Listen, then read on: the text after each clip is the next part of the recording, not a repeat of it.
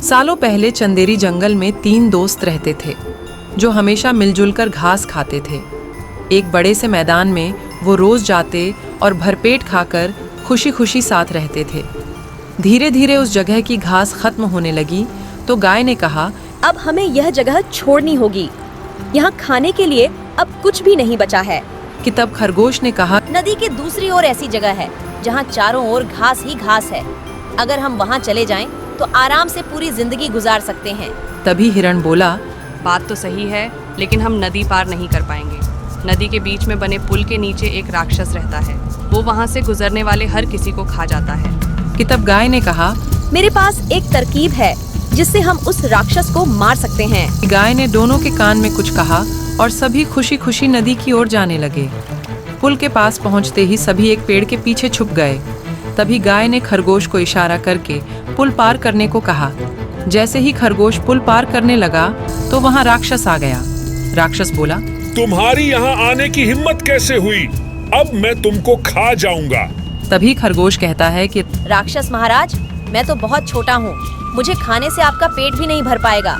आप एक काम कीजिए, पीछे मेरा दोस्त हिरण आ रहा है, वो बहुत मोटा है, आप उसको खाकर अपनी भूख मिटा लो। राक्षस को छोटे खरगोश के मुंह से महाराज शब्द सुनकर अच्छा लगा। खुश होते हुए राक्षस ने कहा, ठीक है, तुम बहुत छोटे हो, मैं तुम्हारे दोस्त को खा लूंगा। खरगोश वहां से चला गया। इसके बाद गाय ने हिरण को इशारा किया। फिर वो भी पेड़ के पीछे से निकलकर पुल पार करने लगा। वहां राक्षस पहले से ही उसका इंतजार कर रहा था। हिरण को देखकर राक्षस खुश हुआ और उससे कहा, मैं तुमको खा जाऊंगा। कि तभी हिरण ने घबराकर कहा, हे राजाधिराज, मुझे खाकर आपको क्या मिलेगा? मैं तो आपके नाश्ते के बराबर भी नहीं हूँ। आप थोड़ा और इंतजार करें तो आपको ऐसी दावत मिलेगी कि आप कभी नहीं भूलेंगे। राक्षस ने उसकी बात सुनकर पूछा, कैसे? तब हिरण ने कहा, पीछे से मेरी दोस्त गाय आ रही है, वो मेरे जैसे 10 के बराबर है।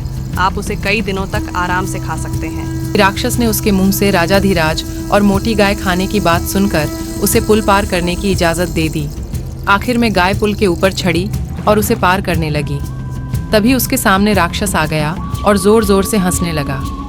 हंसने के बाद राक्षस ने कहा, आज तो मजा ही आ गया, तुम बहुत मोटी हो, तुम्हें खाकर मैं अपनी भूख मिटाऊंगा। राक्षस की बात सुनकर गाय कुछ कदम पीछे गई और तेजी से दौड़ती हुई आई और राक्षस के सीने पर अपने सींग मार दिए। अचानक हुए वार से राक्षस संभल नहीं पाया और पानी में गिर गया। गिरते ही वह नदी के तेज बहाव में बहता हुआ दूर निकल गया। इसके बाद तीनों दोस्त आराम से अपनी जिंदगी नई जगह में घास खाते हुए गुजारने लगे। कहानी से सीख, मुसीबत आने पर कभी डरना नहीं चाहिए और हिम्मत व सूझबूझ से काम करना चाहिए।